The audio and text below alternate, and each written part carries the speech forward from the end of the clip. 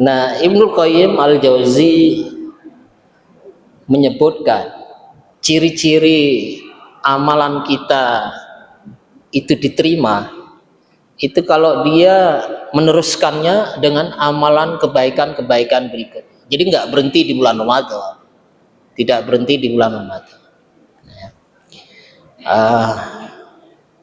Walaupun tidak 100% persis dengan Ramadan gitu ya, tapi di bawah. Nah ini kiat gimana supaya istiqomah. Pertama, kita nggak boleh ujub bangga dengan apa yang telah kita lakukan di bulan Ramadan. Kita bukan suudzon dengan Allah gitu ya. Tetapi kan tidak ada jaminan kalau amalan kita diterima. Kita tetap berhusnudzon bahwa amalan kita di Ramadan itu diterima gitu. Kita berhusnudzon, tapi kan nggak ada jaminan gitu.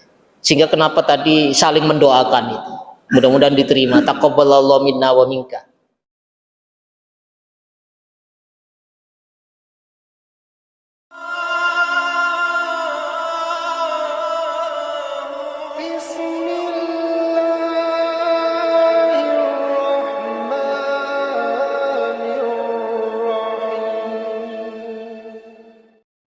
Assalamualaikum warahmatullahi wabarakatuh. Alhamdulillah rabbil alamin hamdan katsiran thayyiban mubarakan fihi kama yuhibbu rabbuna wa yarda. Nusalli wa nusallim ala nabiyyina Muhammadin wa ala alihi wa sahbihi wa man tabi'a bi ihsanin ila yaumiddin, amma ba'd. Yang kami hormati Ketua Pimpinan Cabang Muhammadiyah Sepanjang, yang kami hormati Ketua Pimpinan Ranting Muhammadiyah Wakil beserta jajaran, juga pimpinan Ranting Aisyah Wakil beserta jajaran, para sesepuh, para ustadz, hadirin jamaah sekalian rahimani wa rahimakumullah.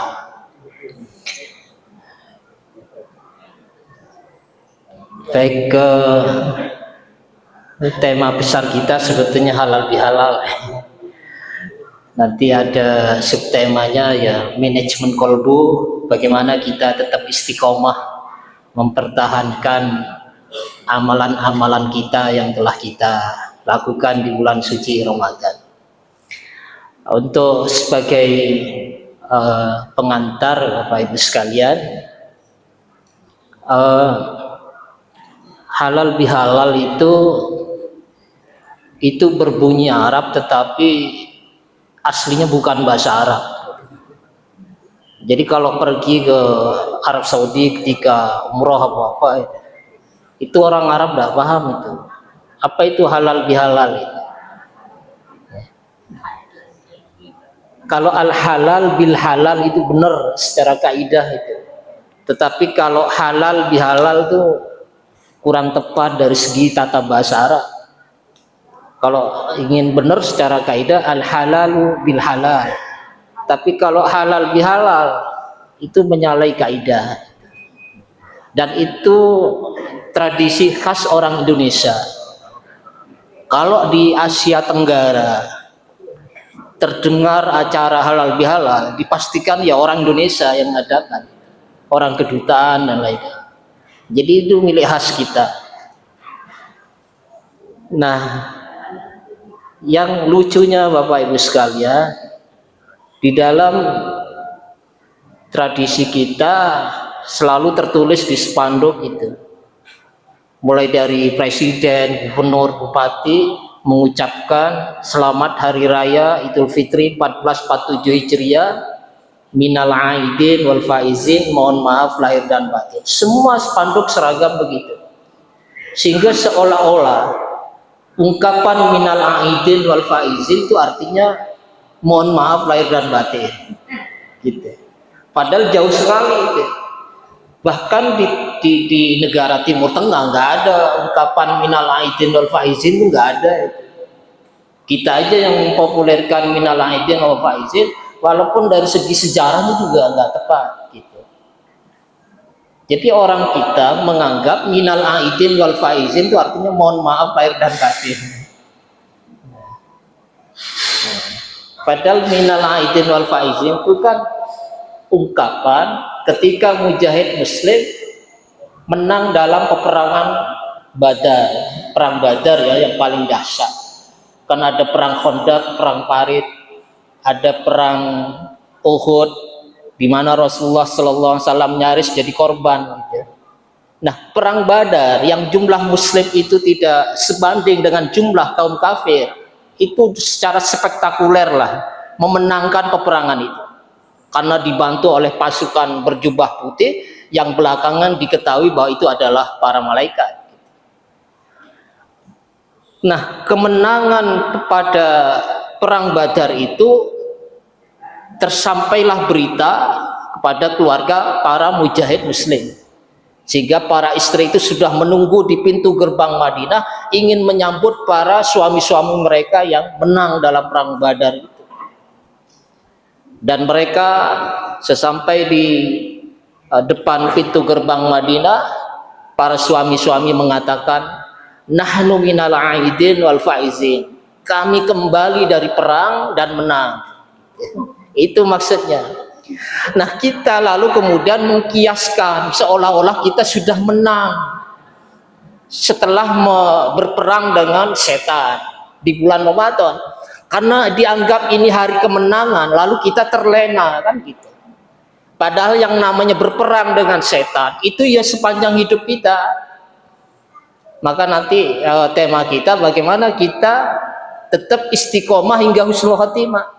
Jangan kemudian kita merasa menang melawan setan di bulan Ramadan, lalu kemudian setelah itu santai. Sebetulnya ada dampak psikologis itu, bahwa Idul Fitri itu hari kemenangan. Menang melawan siapa? Kalau kita berperang lawan setan itu sepanjang hayat kita, tidak cukup berhenti di bulan Ramadan gitu.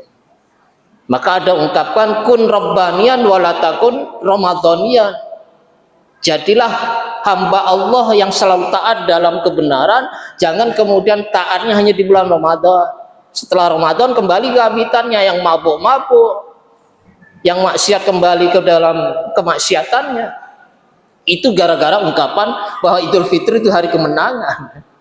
Padahal kita belum menang. Selama hayat di kandung badan kita akan terus berperang melawan setan, kan gitu. Nah, ini yang perlu kita luruskan. Baik, yang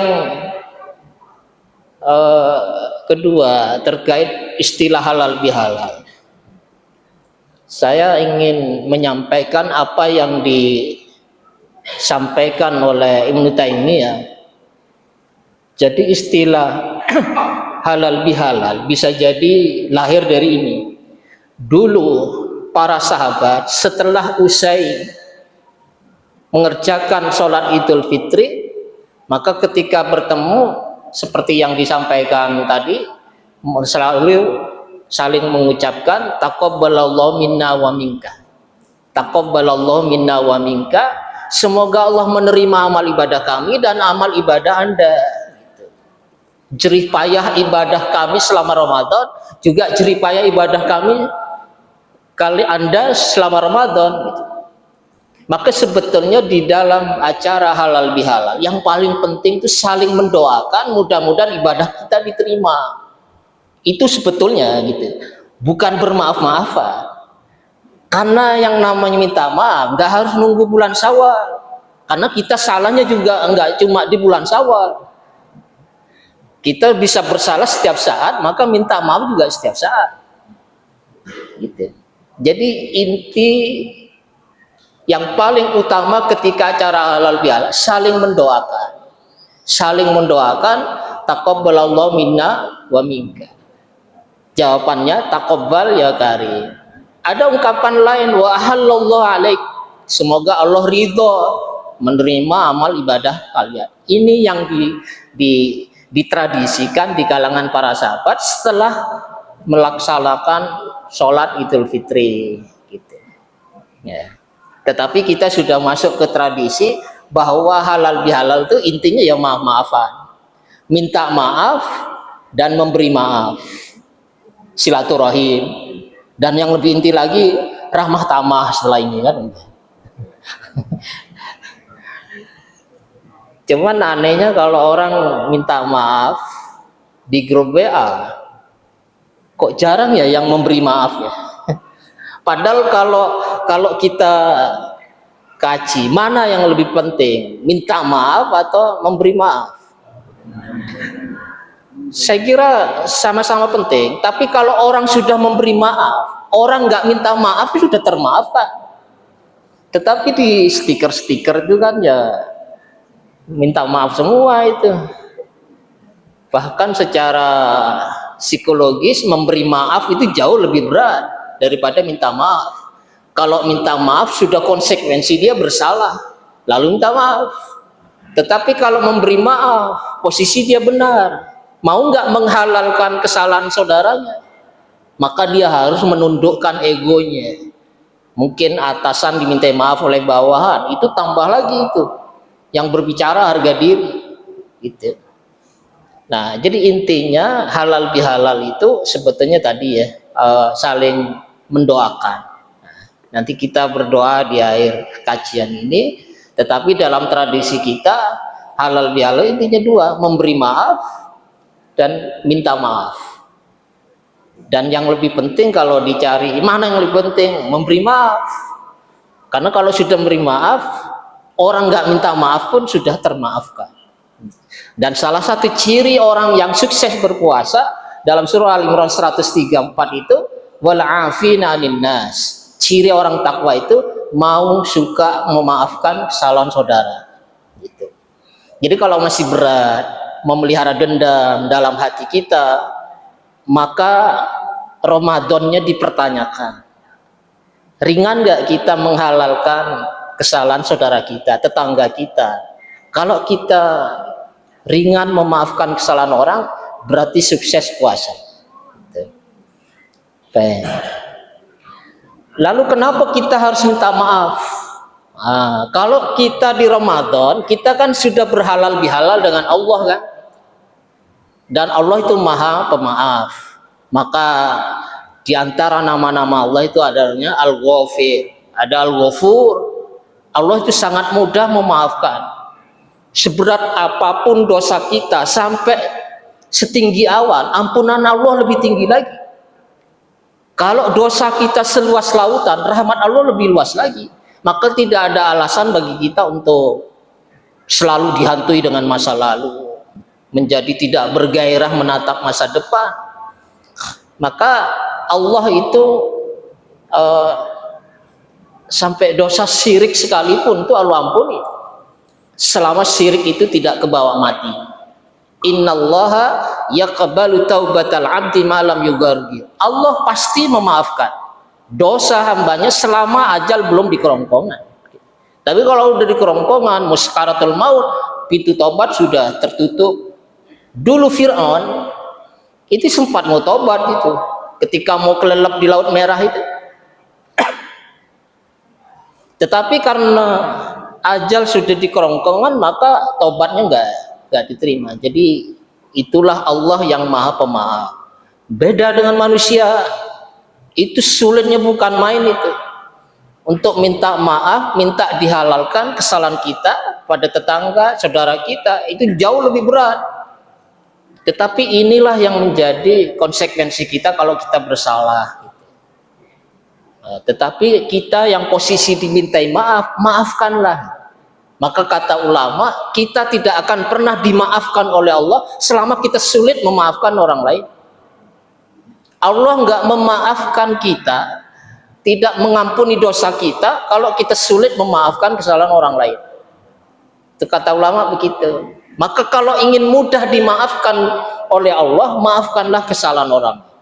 Toh kita juga nggak suci-suci amat. Gitu. Ketika kita memaafkan kesalahan orang lain, di saat yang sama kita juga punya salah ke orang lain.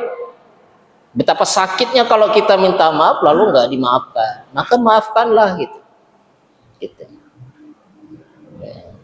Nah, kita yang bersalah, maka di sini ada perintah dari Rasulullah SAW untuk tetap minta maaf. karena itu terkait dengan hak-hak kemanusiaan, gitu ya. Jadi percuma nanti diambil itu pahala sholat kita, puasa, zakat, haji, umrohnya gitu. Kalau kita mungkin suka zalim ke tetangga, contohnya apa? Zalim tetangga, parkir mobil di jalanan umum gitu, itu kan zalim itu. Jalan yang harusnya 6 meter diambil 1,5 meter untuk parkir berhari-hari. Itu kan satu kedoliman itu, satu kedoliman. Itu dia tanggung nanti berapa orang yang terdolimi lewat di situ, kemudian sulit lewat. Nanti akan jadi orang yang bangkrut itu, ekstrimnya gitu ya. Bangkrut itu. Yang namanya bangkrut itu sebetulnya orang kaya pahala gitu. Tetapi pahalanya itu diambil oleh orang-orang yang pernah terdolimi dan dia nggak minta maaf. Jadi yang namanya bangkrut itu bukan orang miskin, orang kaya, tetapi dia tidak bisa memanage, mengelola kekayaannya sehingga dia ludes kekayaannya. Gitu. Nah, selain minta maaf tadi ada silaturahim, ya. Nah, menyambung sesuatu yang putus, maka arti daripada halal bihalal itu secara bahasa dari kata al-hillu. Al-hillu itu kan mengurai ikatan yang kusut atau mencairkan suasana yang beku atau menyambung sesuatu yang putus. Maka setelah halal bihalal ini Bapak Ibu sekalian, kalau masih beku, suasana belum cair, maka acara ini nggak ada artinya apa-apa. Jadi acara semacam itu harus berdampak itu. Dampaknya apa? Suasananya jadi cair. Ya, nggak apa-apa lah minta maafnya nunggu bulan Syawal. Mungkin sempatnya bulan Syawal. Saya sempat guyon ya Pak Bagus ya. Kenapa halal bihalal itu ke sesama manusia? Terkadang kita harus minta maaf ke hewan ya. Mungkin selama ini kita hobi misuh ya, wes ada babi lah gitu, babi nggak bersalah disebut namanya, anjing lah. Misalnya orang kayak gini tuh halal bihalal pertama kali gue prigen itu ke taman safari gitu. Ya, misuh anjing nggak bersalah, babi nggak bersalah disebut-sebut gitu. Baru gue sesama manusia gitu. Ya, jadi intinya minta maaf. Kemudian yang kedua, dengan adanya silaturahmi itu rahmat Allah itu turun. Jadi dulu ketika ada Rasulullah di Padang Arafah, dia menyampaikan sebuah sabda, silakan berdiri orang yang masih memutus tali silaturahim. Maka ada seorang laki-laki di belakang Rasulullah pergi, dan tak lama kemudian balik lagi. Ditanya sama Rasul, kamu kemana kemarin tadi gitu? Gak ada orang berdiri kecuali kamu. Kata dia, setelah saya mendengar ucapan baginda, saya selama ini tidak bertegur sapa dengan bibi saya gitu. Maka kemudian dia minta maaf, lalu kata Rasul, baguslah, karena di suatu komunitas rahmat Allah itu nggak akan turun kalau masih ada di antara komunitas itu ada orang yang masih memutus tali silaturahim. Jadi yang lain juga kena akibat. Misalnya di sini lalu disampaikan hadis Rasul, siapa di antara kalian masih memutus tali silaturahim, silakan pergi. Karena kalau nggak pergi, yang lain juga nggak dapat rahmat. Walaupun ini tempat kajian ya, majelis yang malaikat pada turun memayungi dengan sayap rahmat, tapi kalau ada satu yang masih memboikot, bertegur sapa dengan tetangga, yang lain juga gak dapat. Maka sama Rasulullah disuruh pergi. Nah, ini pentingnya silaturahim. Jangan kalau ngikut hadis ini pergi separuh, nanti separuh pergi, saya ditinggal gitu. Kemudian memperpanjang umur ya, dan rezeki. Ya ulama menafsir panjang umur itu bisa secara fisik, ditambah Allah yang maha menetapkan umur ya. Bisa Allah yang maha. Tapi menurut ulama memperpanjang umur itu umurnya jadi berkah, selalu diisi dengan kebaikan dan ketaatan. Dan rezeki juga ya. Karena dengan menyambung silaturahim itu istilahnya kan menyambung koneksi. Nanti dari koneksi ada relasi, dari relasi ada opportunity, ada kesempatan, ada berita tentang lowongan pekerjaan dan setelahnya. Inilah ajaran Islam, untuk hidup itu terbuka. Artinya selalu bergaul, nanti ada relasi, ada kesempatan, ada informasi tentang pekerjaan dan seterusnya. Ya kalau ingin panjang umur secara konkret ya mainlah ke tetangga pas jam makan. Nah itu memperpanjang umur juga itu. Pas jam makan main ke tetangga, itu konkret, itu menambah rezeki. Termasuk orang yang suka silaturahim, bahkan ke orang yang nggak mau bertegur sapa dengan kita, itulah akhlak terbaik yang dimiliki oleh makhluk Allah antara langit dan bumi. Akhlak terbaik menyambung silaturahim dengan orang yang memutus, gitu kan, atau memberi kepada orang yang pelit misalnya. Kalau memberi sesuatu ke tetangga yang memberi ke kita, itu namanya ater-ater ya, itu berbales. Tapi kalau ada tetangga pelit tidak mau berbagi, kita kasih, itulah akhlak terbaik yang dimiliki makhluk Allah di antara langit dan bumi.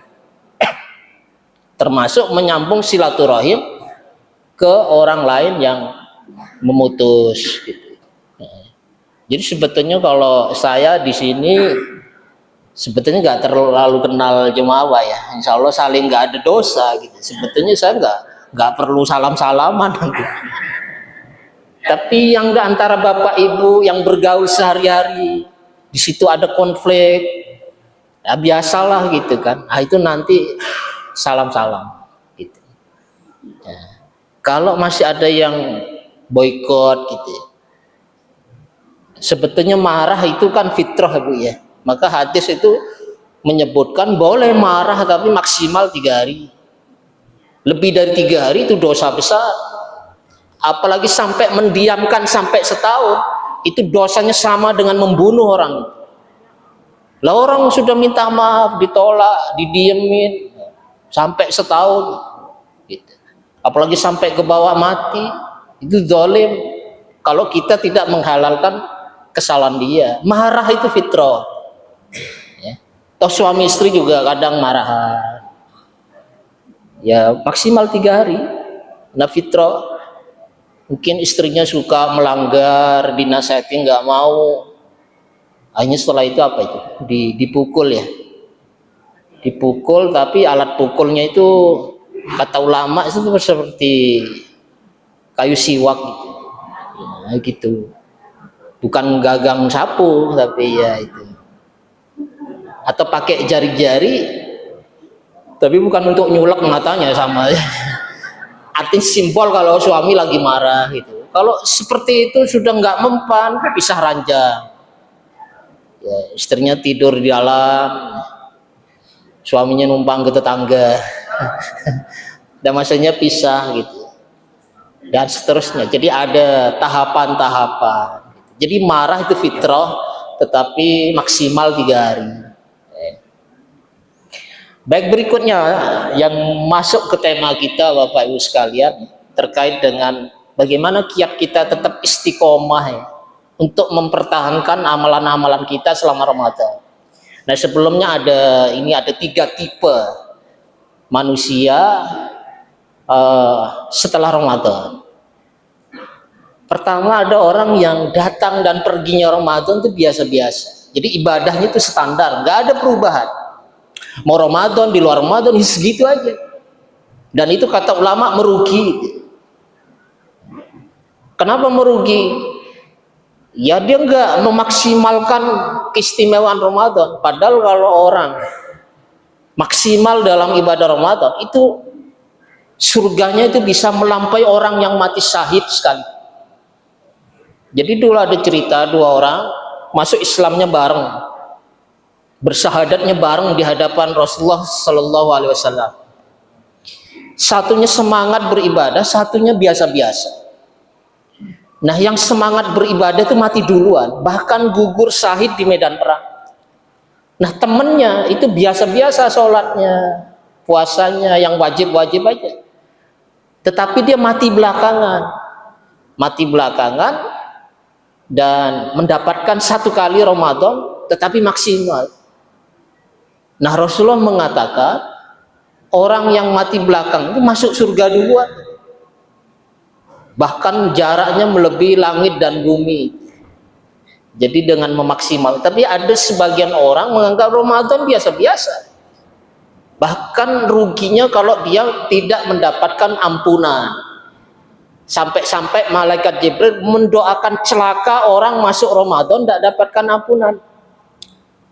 Man adraka Ramadanan walam yughfar lahu. Masuk Ramadan tidak dapat ampunan, Jibril mendoakan celaka dan Rasulullah mengaminkan. Celakalah orang yang masuk Ramadan tidak dapat ampunan. Dan Rasulullah mengaminkan. Nah, Bapak Ibu jamaah sekalian, terkait dengan orang yang mendapatkan ampunan di bulan Ramadan, itu sebetulnya peluangnya setiap malam. Jadi kalau ada hadis, sebetulnya hadis ini bermasalah ya, bahwa 10 hari pertama itu adalah rahmat, 10 hari kedua adalah ampunan, 10 hari ketiga adalah pembebasan dari api neraka. Hadis ini bermasalah. Yang benar adalah bahwa orang yang akan dicatat bebas dari api neraka itu peluangnya setiap malam. Walillahi utaqa'u minan nar wa dzalika fi kulli laila. Allah itu mencatat setiap malam Ramadan itu ada hambanya yang akan dibebaskan dari api neraka. Jadi malam pertama enggak tercatat, ada peluang malam kedua sampai 30 hari. Tetapi 30 hari enggak tercatat sebagai orang yang terbebas dari api neraka, itulah yang merugi. Jadi kalau ada dalil, ada orang kalau mati di 10 hari kedua misalnya, dia kan baru dapat rahmat, belum tentu mendapatkan ampunan. Atau meninggal di 10 hari terakhir misalnya, dapat ampunan, dapat rahmat, belum tentu ada jaminan bebas dari api neraka. Maka hadis yang sahih adalah walillahi utaqa'u minan nar wa dzalika fi kulli lail, setiap malam. Yang mudah-mudahan kita diantara hamba Allah yang tercatat terbebas dari api neraka. Nah, ada model pertama yang kayak gini, biasa-biasa. Nah, ini merugi katanya. Ada tipe kedua, ada orang yang tadi udah disindir ya, ada orang yang semangatnya bulan Ramadan, sedekahnya, sholatnya, mungkin ngajinya, sedekahnya gitu. Tetapi setelah Ramadan dia kembali kepada ya cuman beribadah di bulan Ramadan gitu. Maka kata Ibnu Rajab, komunitas yang buruk itu adalah mereka yang mengenal Allah hanya di bulan Ramadan gitu. Mengenal di bulan Ramadan, di luar Ramadan nggak kenal lagi. Waktu Ramadan dia kenal masjid gitu. Setelah Ramadan mungkin Masjid Al-Ikram ini perlu bayar apa Pak ya? Itu hari-hari setelah Ramadan masih ramai ya, masih ya. Mungkin di masjid lain. Kalau masjid lain tuh mungkin perlu pasang spanduk itu, berita kehilangan jemaah ya. Di mana ditemukan tolong kembalikan. Pas Ramadan kan sergap semua gitu. Bertahan enggak di luar Ramadan? Maka disampaikan tadi, sesungguhnya ujian yang sesungguhnya orang sukses berpuasa atau tidak itu enggak pas Ramadan, tetapi dilihat di 11 bulan berikutnya. Karena Ramadan orang pasti soleh gitu, pasti soleh ya, artinya yang muslim yang standar itu mesti soleh lah gitu. Karena Ramadan itu sudah didesain sedemikian rupa oleh Allah bahwa bulan ini memang apa ya, auranya itu ya aura ibadah gitu. Sampai ada bisikan-bisikan, kalau ingin berbuat baik berbuatlah, kalau ingin berbuat jahat berhentilah. Itu bisikan itu ada gitu. Jadi Allah yang mengondisikan itu sehingga orang pasti baik. Kecuali yang Islam-Islam KTP ya. Karena ada guyonan itu. Pokoknya kalau yang versi Muhammadiyah mulai Ramadannya hari Rabu, ya. Yang pemerintah awal Ramadan Kamis. Yang Islam KTP ya hari raya saja hari itu, langsung hari raya, langsung hari raya. Gitu. Nah Islam KTP kita nggak bahas. Gitu. Tapi selama dia Muslim yang standar-standar, pasti soleh lah di bulan Ramadan. Terawihnya, sedekahnya segala macam. Nah, tetapi ada orang yang soleh di bulan Ramadan, di luar Ramadan, berarti dia nggak sukses. Maka ciri orang sukses berpuasa itu kan bisa setidaknya mempertahankan amalan di bulan Ramadan. Walaupun amalan Ramadan tidak akan pernah tertandingi oleh amalan-amalan di 11 bulan berikutnya. Tetapi setidaknya itu dibawa itu. Walaupun ngajinya mungkin udah 3 juz sehari, mau 1 ayat. Mungkin sholat sunnahnya tidak 11 rakaat, tetapi di luar Ramadan sholat sunnah itu ke bawah juga itu. Mampunya 3 rakaat misalnya, 3 rakaat. Gak bisa tahajud ya setelah sholat isya mungkin hanya 2 rakaat. Ditutup 1 witir misalnya. Itu sudah membawa semangat Ramadan. Karena nggak mungkin ibadah Ramadan itu tertandingi oleh 11 bulan berikut. Tapi yang begitu itu sudah dianggap orang yang istiqomah. Dan yang ketiga ini yang kita usahakan ya, kita usahakan dia taat di bulan Ramadan juga tetap taat meskipun di luar Ramadan. Walaupun dari segi kuantitas tidak sebanyak apa yang kita lakukan di bulan Ramadan. Sekali lagi, amalan Ramadan tidak akan pernah tertandingi dengan amalan di luar. Tapi setidaknya di bawah itu, nggak semuanya kemudian dilepas. Termasuk nanti misalnya mungkin ada yang sudah menjalani puasa Syawal gitu. Itu sebetulnya membawa semangat Ramadan gitu. Artinya ibadah puasa itu kita bawa. Bahkan di antara keutamaan puasa Syawal 6 hari itu nanti seperti puasa setahun penuh gitu ya, setahun penuh gitu.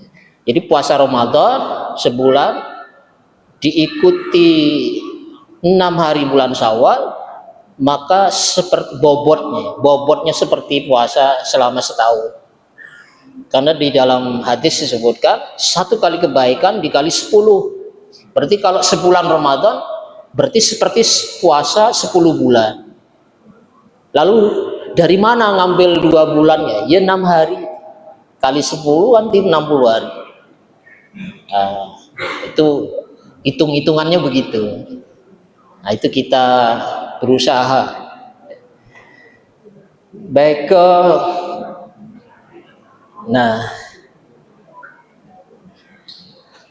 Nah, Ibnu Qayyim Al-Jauzi menyebutkan ciri-ciri amalan kita itu diterima itu kalau dia meneruskannya dengan amalan kebaikan-kebaikan berikut. Jadi nggak berhenti di bulan Ramadan, tidak berhenti di bulan Ramadan.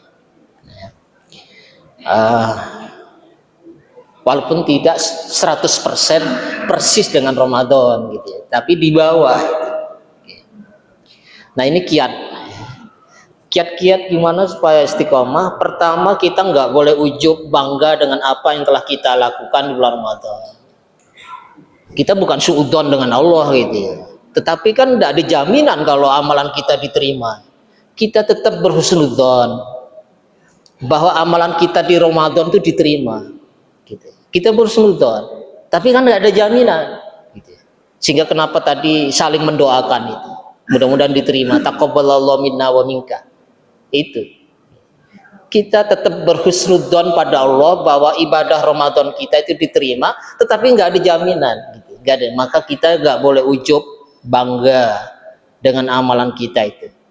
Maka yang pertama adalah memohon istiqomah ya.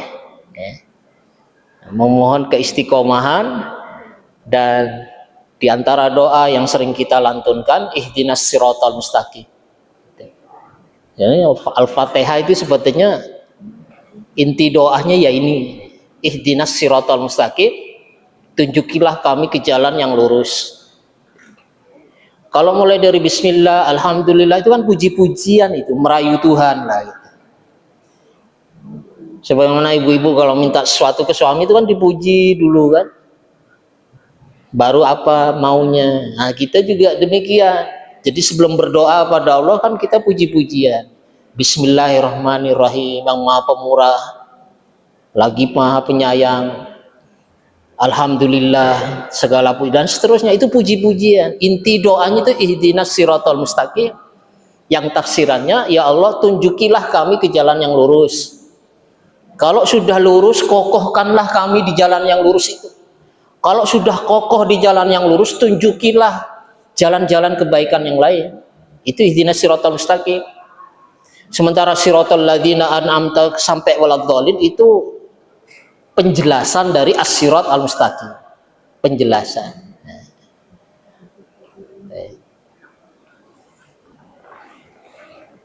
Kemudian berdoa agar Allah menerima ibadah kita ya, sebagaimana yang dilakukan oleh Nabi Ibrahim dan Nabi Ismail alaihi wassalam.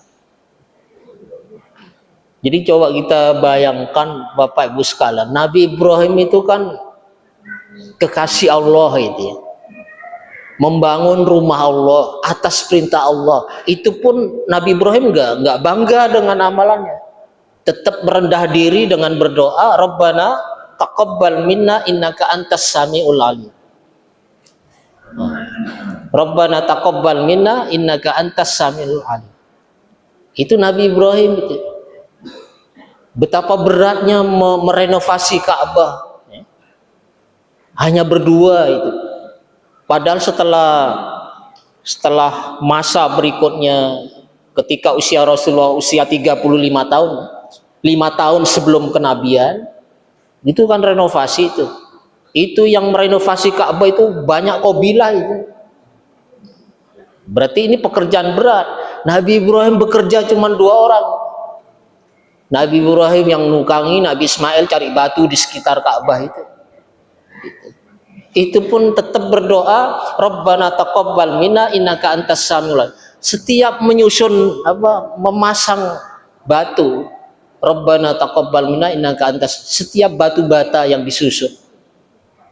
Padahal batu batanya, batu itu kan tidak semuanya berbentuk kubus, dibentuk dulu. Berdua saja dengan Ismail. Kekasih Allah membangun rumah Allah atas perintah Allah, itu pun tetap berdoa, Rabbana taqabbal minna innaka antas samiul alim. Itu Nabi Ibrahim. Kemudian berkumpul dengan orang-orang soleh. Di sini ada hadis Bapak sekalian, bukan, Ibrahim Al-Khawas mengatakan dawaul qalbi khamsatu asya. Obat hati itu ada 5. Pertama, qiraatul Quran bitadabbur. Membaca Al-Quran dengan tadabbur itu direnungkan artinya itu. Jadi sikap kita ke Al-Quran itu kan ada istilah tilawah, ada istilah tadarus, ada istilah qiraah, ada tilawah, kemudian ada tadarus, ada qiraah. Mohon maaf, ada murotal ya. Murotal itu membaca sesuai makhrajnya, panjang pendeknya, matnya berapa panjang, berapa ketukan, itu mat. Itu tartil.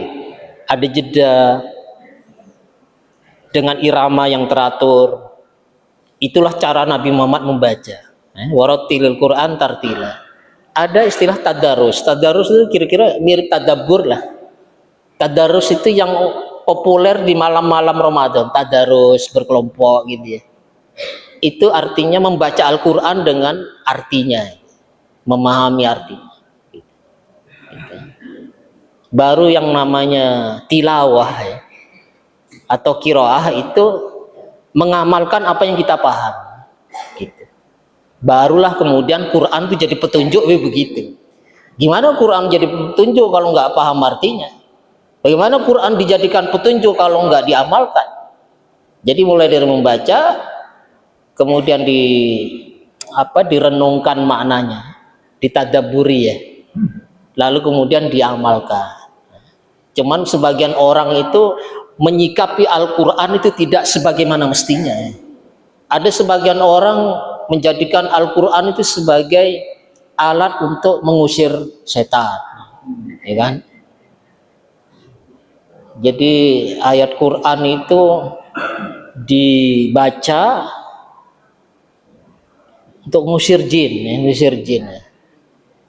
Hanya nempati rumah baru, baca Quran, undang ustadz, ngaji bareng-bareng, alasannya untuk ngusir jin.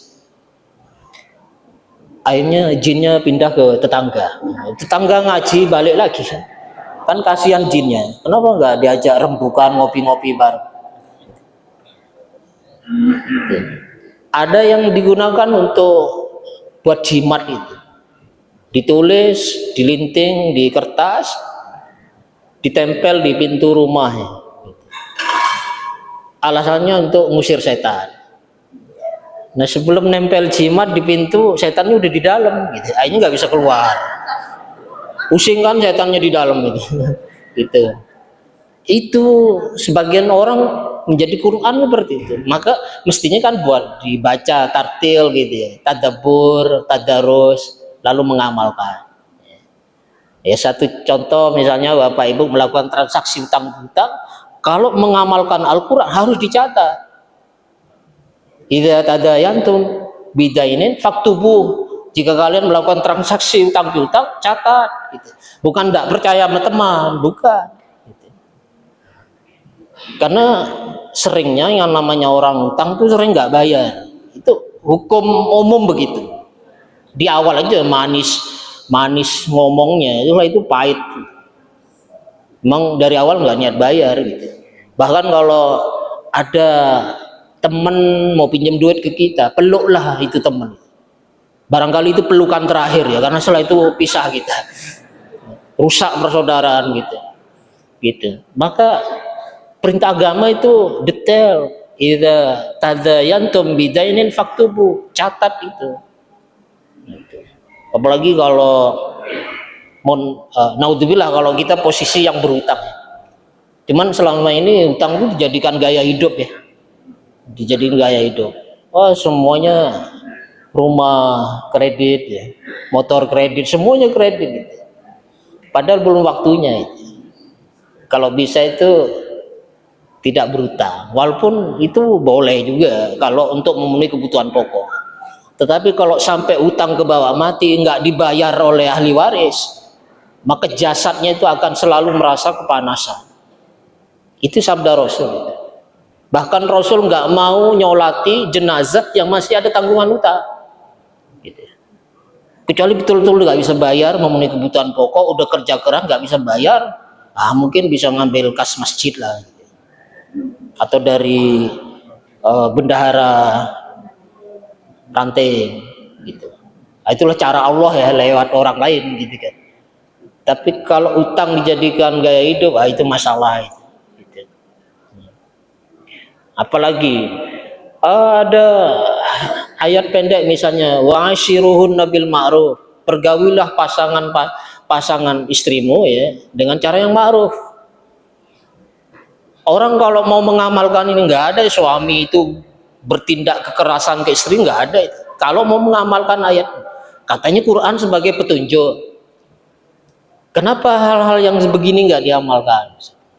Wa'ashiruhun nabil ma'ruf. Tidak melecehkan, merendahkan harga diri istri misalnya. Atau suami tahu repotnya istri, itu diantara mengamalkan wa'ashiruhunna bil ma'ruf. Sampai Umar bin Khattab, Bapak Ibu sekalian, kenapa kalau istrinya marah beliau itu nggak melawan. Itu seorang Umar itu, yang disegani oleh kawan dan lawan.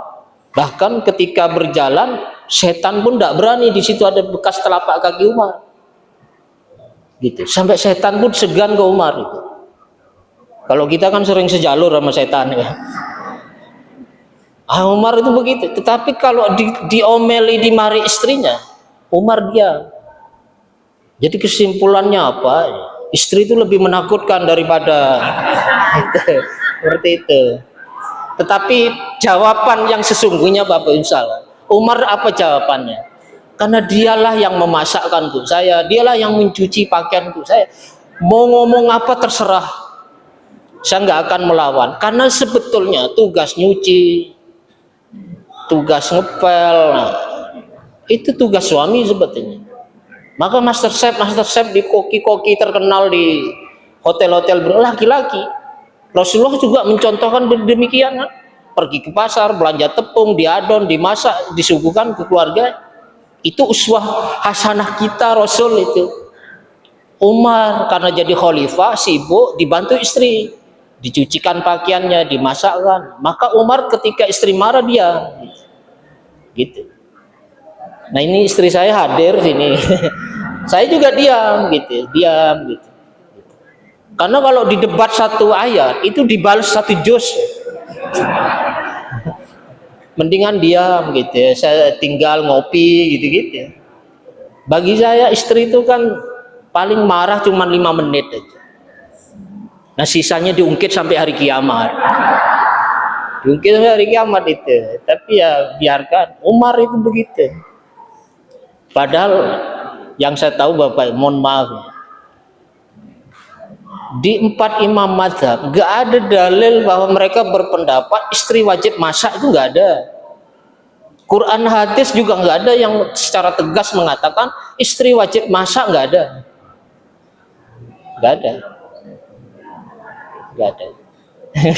Ya cuman satu aja itu. Lalu apa tugas istri? Ya taat suami, suruh masak harus taat. Kan begitu. Tapi intinya suami tahu kerepotan istri lah, tahu sibuk, itu aja sebetulnya. Ya kondisional. Itu kalau ingin menjadikan Quran jadi petunjuk, wa'ashiruhunna bil ma'ruf. Ya. Kemudian berkumpul dengan orang soleh, ibu-ibu, ya bahkan bisa mempengaruhi agama kita itu. Kalau kumpulan nama ibu-ibu yang selalu bicara materi, tas branded segala macam, nah kita akan terpancing itu bicara ngomong materi. Cobalah bergaul dengan ibu-ibu yang bicara tentang agama, mengingatkan kita tentang akhirat, menginsafkan kita dari kehidupan duniawi yang seperti ini gitu. Nah, cari yang komunitas seperti itu. Jadi sampai disebutkan kalau ingin tahu tentang kualitas kadar keagamaan seseorang, lihat dengan siapa dia bergaul gitu kan. Nah, itu pentingnya kita memilih pergaulan yang baik. Kemudian untuk mempertahankan supaya tetap istiqomah, ya tadi kita sebutkan, ya walaupun sedikit tetapi berkelanjutan. Jadi yang mengukur amalan yang paling Allah cintai itu bukan kita. Allah yang mengukur, yang memberikan standar amalan yang paling Allah cintai itu adalah yang kalau dilakukan berkelanjutan, terus menerus, walaupun sedikit. Ahabbul a'mal ilallahi adwamuha wa in qalla, yang terus menerus gitu. Walaupun sedikit. Mungkin sedekah 10.000 tetapi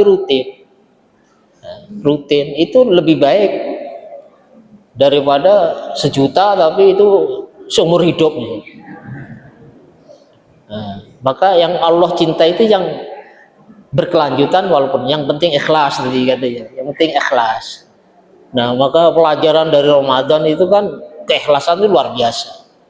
Maka ibadah Ramadan itu, puasa Ramadan itu amalan yang paling gak bisa dilihat tanda-tanda orang berpuasa itu seperti apa. Maka taruhannya adalah keikhlasan. Apakah tanda orang puasa itu misalnya bibirnya pecah-pecah? Tidak juga, orang yang syariawan juga pecah-pecah. Apakah tanda orang berpuasa itu mulutnya bau misalnya? Banyak orang nggak puasa lebih bau mulutnya, lemes. Orang kenyang juga lemes. Jadi hanya dia yang harus ikhlas antara dia dengan Allah gitu. Itulah keunikan ibadah puasa itu. Harus ikhlas. Kalau enggak ikhlas, apapun ibadah kita itu enggak cuman ditolak, tetapi juga bahkan ada hadis itu. Ada hadis panjang, tidak saya sebutkan ya, karena saya juga enggak hafal itu. Ternyata orang yang nanti masuk neraka pertama kali itu bukan pezina, bukan pencuri, bukan pejudi, semua dosa besar. Ternyata kelak orang yang pertama kali masuk neraka itu adalah ahli ibadah, tetapi tidak ikhlas, salah niat. Ahli ibadah. Jadi yang pertama di hadis yang masuk neraka pertama kali itu orang yang ikut jihad fisabilillah, tetapi supaya disebut sebagai pemberani. Dia gugur di medan perang, membela agama Islam, tetapi niatnya supaya dianggap pahlawan. Itulah orang pertama kali masuk neraka. Yang kedua orang yang ahli Al-Quran, berilmulah ulama lah itu, tetapi niatnya supaya dianggap sebagai orang yang alim. Saya kira imam masjid masuk ini, takmir masuk ini. Jadi peluang untuk masuk neraka itu besar sekali itu. Termasuk ustadz supaya jadi idolanya mak-mak. Masuk neraka pertama kali. Itu peluangnya besar sekali. Gitu. Yang ketiga adalah orang yang bersedekah supaya dianggap dermawan. Nah, di era medsos ini kan luar biasa godaannya. Ada orang ketika ada kota amal lewat gitu, dikeluarkan uang 100.000, dimasukkan separuh, kemudian dijepret gitu, ditarik lagi ganti 2.000. Nanti hasil fotonya itu dibuat story lengkap dengan captionnya, tiada hari tanpa sedekah gitu. Nah, ini masuk neraka pertama kali. Orang dulu Bu ya, mulai dari sahabat-sahabat, ulama-ulama dulu, selama kebaikan itu bisa disembunyikan, sembunyikan sebisa mungkin untuk menjaga keikhlasan. Ada kisah dari riwayat Umar bin Khattab, Abu Bakar As-Siddiq itu setiap duhur ke asar itu nggak pernah ada di tempat, dicari ke rumahnya nggak ada. Suatu kali Umar ada hajat, keperluan ke Abu Bakar, lalu dicari ke rumahnya. Kata istri beliau, Abu Bakar dari duhur ke asar nggak pernah ada itu, nggak tahu kemana itu. Nah, Umar ini orang cerdas. Jadi ketika ketemu asar, Umar nggak nanya ke Abu Bakar, tadi kemana, enggak, diam aja. Maghrib, Isya ketemu, diam aja. Nah, besok setelah duhur, diam-diam Umar membuntuti Abu Bakar, kemana pergi. Jadi setelah sholat duhur pergi sampai melewati depan rumah beliau, dia lurus saja sampai ke pojok kota Madinah. Ternyata di sana ada rumah seorang janda tua, seorang janda tua buta, dan Umar bersembunyi di balik tembok rumah itu. Jelang asar Abu Bakar pergi untuk melaksanakan sholat asar. Lalu Umar bertanya ke janda tua yang buta itu, siapa dia, apa yang dia lakukan? Kata janda tua buta, saya nggak tahu siapa dia, tapi sudah bertahun-tahun dia selalu mencucikan pakaian saya, memasakkan untuk saya, bertahun-tahun sampai istrinya nggak tahu. Maka menangislah Umar gitu ya. Inilah yang menjadikan Abu Bakar mengalahkan sahabat-sahabat yang lain. Jadi ketika berbuat baik diam dia, tidak ngundang wartawan segala macam, diam. Jadi tradisi inilah yang kemudian oleh Umar dilanjutkan. Jadi Umar ketika jadi khalifah, Abu Bakar wafat, beliau yang meneruskan, menyantuni janda-janda. Tapi harus dikasih catatan, janda-janda yang lemah. Karena kalau yang janda-janda kembang itu sudah banyak yang mikirkan. Jadi kalau ada di antara bapak-bapak dari zuhur ke asar, atau suami ibu ya, zuhur ke asar nggak pernah ada di rumah, itu mungkin sedang cari menyantuni orang-orang seperti itu, yang lemah itu. Gitu. Jadi selama masih bisa kita, apapun kebaikan, selama masih bisa kita kita sembunyikan. Ya memang ada amalan di syariat kita itu memang ada yang untuk syiar, seperti menyembelih hewan kurban, kan tidak mungkin sembunyi-sembunyi, bak kambing berduaan terus disembunyi dalam rumah, kan enggak. Itu untuk syiar, supaya orang-orang tetangga yang kaya-kaya itu malu, ini loh orang yang nggak terlalu kaya mau nyembelih kambing, mestinya yang lebih kaya nyembelih banteng gitu-gitu ya. Pokoknya yang seperti untuk syiar, tetapi selebihnya kita sembunyikan, kita sembunyikan. Nah ini saya kira cerita cukup familiar Bapak Ibu sekalian. Jadi amalan itu standarnya tidak tergantung banyak sedikitnya, tetapi seberapa sesuai dengan tuntunan Rasulullah SAW. Jadi ada 3 orang datang ke rumah Rasul, yang ditemui Aisyah radhiyallahu anha, menanyakan seperti apa sih ibadahnya Nabi. Lalu 3 orang ini merasa kurang, akhirnya ingin menyaingi ibadah Rasul. Wah, pokoknya setelah ini saya akan sholat malam dan tidak akan pernah tidur, istirahat. Ada yang satunya, saya berpuasa dan tidak pernah berbuka, apalagi sahur gitu. Kemudian tidak menikah gitu. Akhirnya oleh Rasulullah dipanggil, saya adalah orang yang paling bertakwa di antara kalian. Saya berpuasa tetap berbuka, saya sholat malam ya tetap istirahat, saya juga melakukan apapun tapi tetap tidak melupakan menikah. Yang menjauhi dari sunnahku maka bukan golongan. Jadi bukan banyak dan sedikit amalan kita, tapi seberapa ikhlas, tapi pertama, yang kedua seberapa sesuai dengan tuntunan Nabi, baru ibadah kita diterima. Seperti itu. Ya cukup 11 rakaat gitu. Karena kalau 23 hadisnya bermasalah itu. Gitu. Tapi yang dipakai oleh Muhammadiyah itu yang 11 rakaat. Tapi Rasul 11 rakaat sampai bengkak-bengkak. Karena setelah Fatihah membaca Al-Baqarah, Al-Imran, sampai An-Nisa. Nah, itu sunnah Rasul. Kita tuh kadang milih sunnah Rasul, milih yang enak-enak aja gitu. Padahal sholat sampai bengkak-bengkak itu sunnah Rasul. Kenapa kita milih sunnah Rasulnya kok pas malam Jumat saja? Wayai. Padahal sunnah Rasul itu banyak. Termasuk sholat sunnah sampai bengkak-bengkak itu.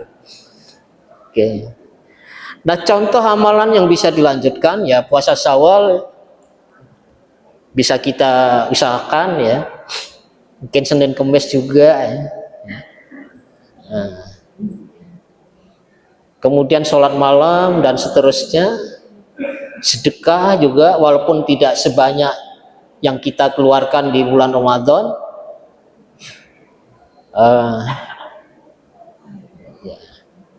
Dan sebagai penutup, bahwa ujian kita dari pendidikan Ramadan itu akan terbukti sukses atau tidak akan terlihat pada 11 bulan berikut. Akankah kita masih mempertahankan amalan-amalan itu walaupun tidak sebanyak secara kuantitas di bulan Ramadan, tetapi tidak ditinggalkan sama sekali. Sholat-sholat sunnahnya, puasanya. Nah itulah yang Bapak Ibu sekalian, diantara kiat-kiat tips supaya kita tetap mempertahankan semangat ibadah kita Ramadan untuk kita praktekkan di 11 bulan berikutnya. Saya kira itu sebagai pengantar. Nanti materi saya kira Pak Bagus ada dialog kata. Barangkali satu pertanyaan dari Saya. Oh, ya. Pertanyaan terakhir.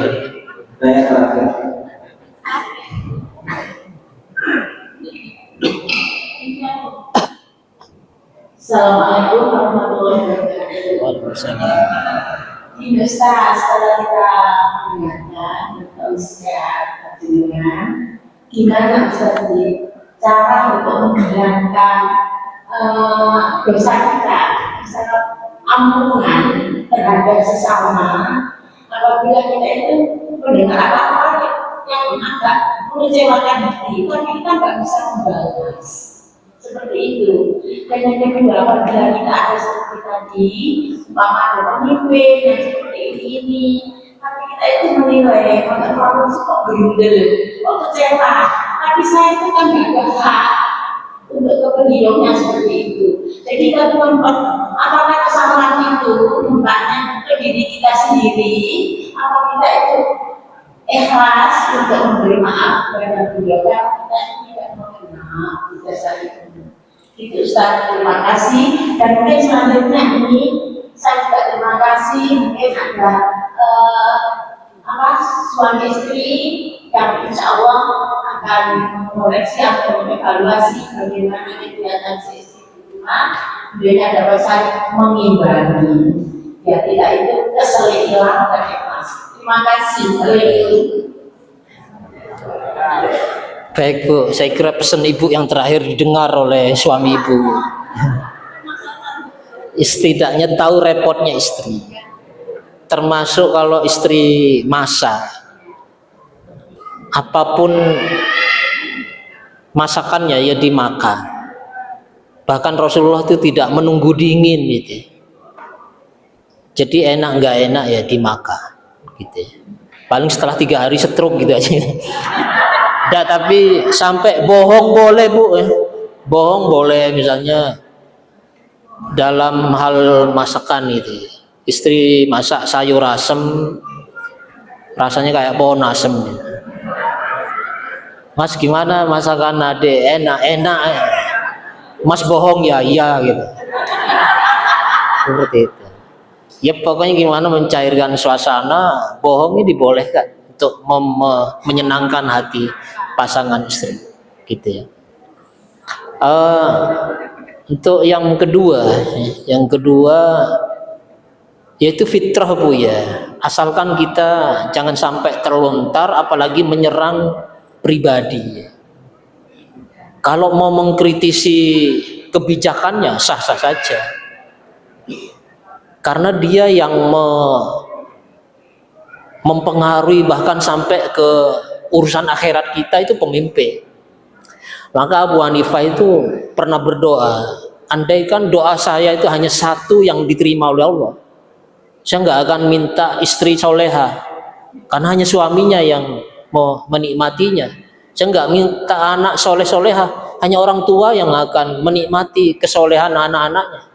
Tetapi kalau ada satu doa yang Allah kabulkan, saya akan minta pemimpin yang adil, karena akan dirasakan oleh seluruh rakyat.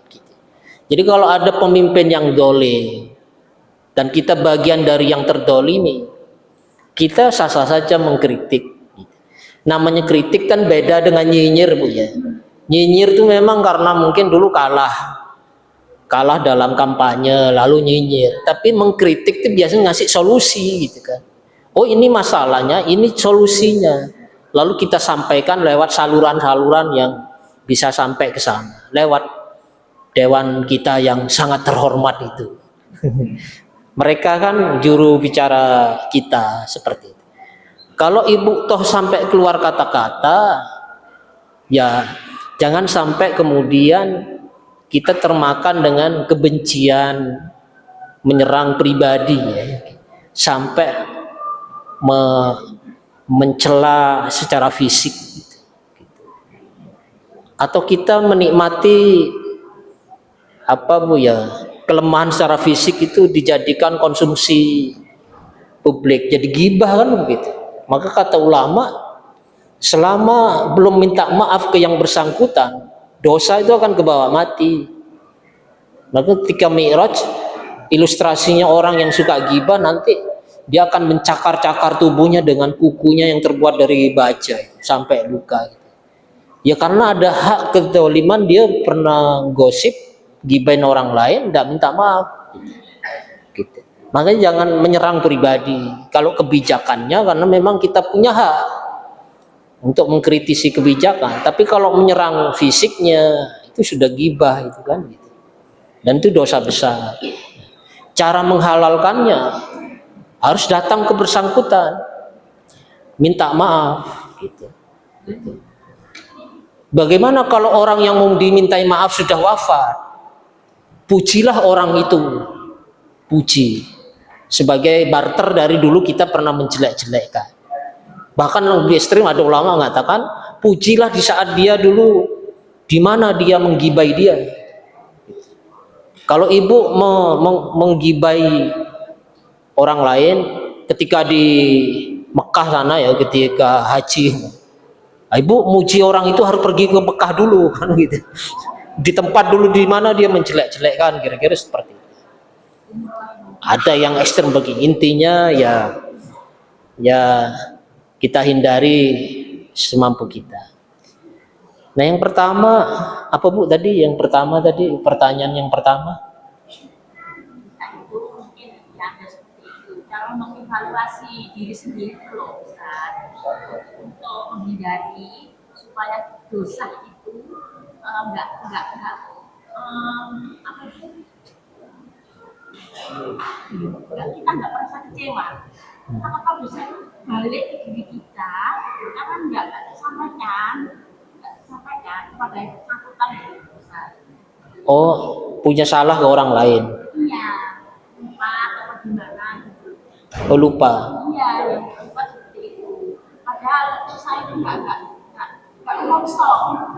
Oh iya, maka datanglah ke acara halal bihalal Bu. Nanti kan tinggal salaman, minta maaf yang disengaja maupun yang tidak disengaja. Katut semua itu Bu ya gitu. Jadi ibu kan nggak cuman di sini ikut halal bihalal. Nah, potensi ibu yang punya dosa nggak sengaja di wilayah mana Bu gitu. Ikutlah halal bihalal ke sana, itu kan ketemu orang. Seperti itu.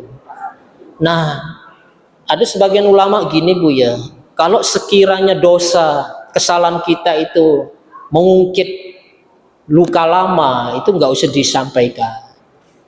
Misalnya ibu punya salah ke ibu sebelah itu. Bu, saya minta maaf karena dulu saya pernah menggoda suami ibu. Ya. Jadi apa ya, jenis kesalahannya nggak harus diungkap. Pokoknya mohon maaf gitu ya. Baik yang disengaja maupun yang tidak. Walaupun lebih banyak yang disengajanya gitu. Tapi halal bihalal kan begini Bu ya.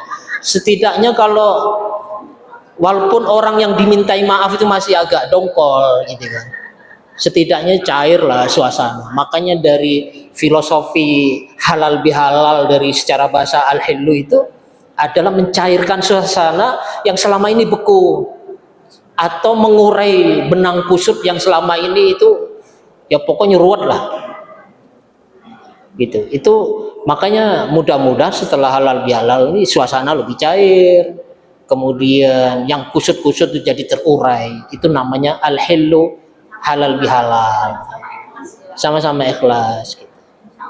Iya, saya kira itu Bapak Ibu sekalian, karena mungkin ada kesibukan yang lain, langsung doa.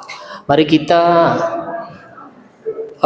tundukkan hati kita sejenak, Mohon pada Allah Subhanahu wa taala mudah-mudahan acara kita hari ini pagi ini diridhai oleh Allah Subhanahu wa taala.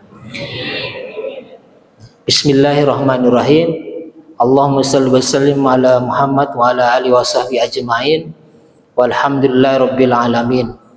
Allahumma ya Allah ya Hamid, Tuhan yang maha terpuji, dengan segala kerendahan hati kami pagi ini berkumpul di masjid ini, perkenankan untuk mempersembahkan rasa puji syukur kehadirat-Mu ya Allah atas segala rahmat, taufik, hidayah dan yang inayah yang telah Engkau berikan pada kami.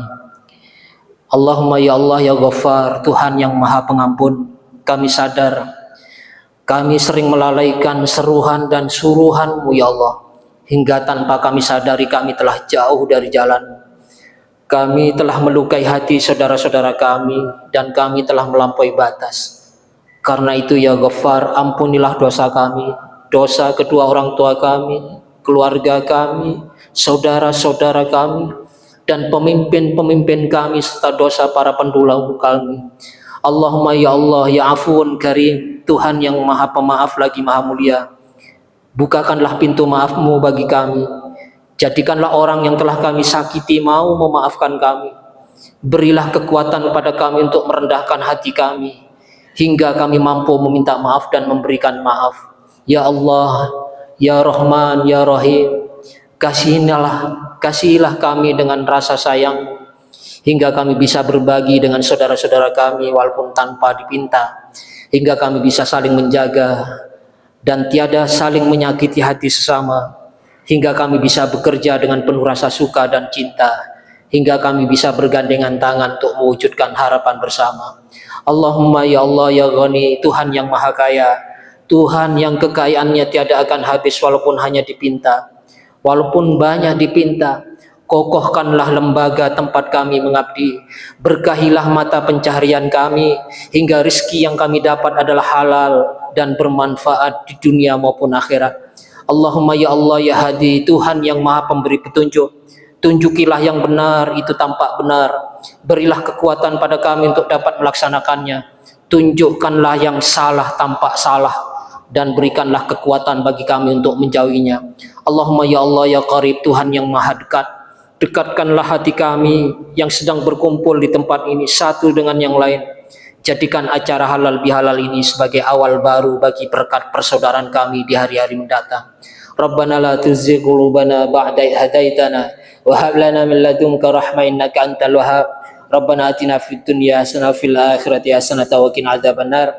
Subhana rabbika rabbil izzati amma yasifun wa salamun alal mursalin walhamdulillahi rabbil alamin. Wassalamualaikum warahmatullahi wabarakatuh.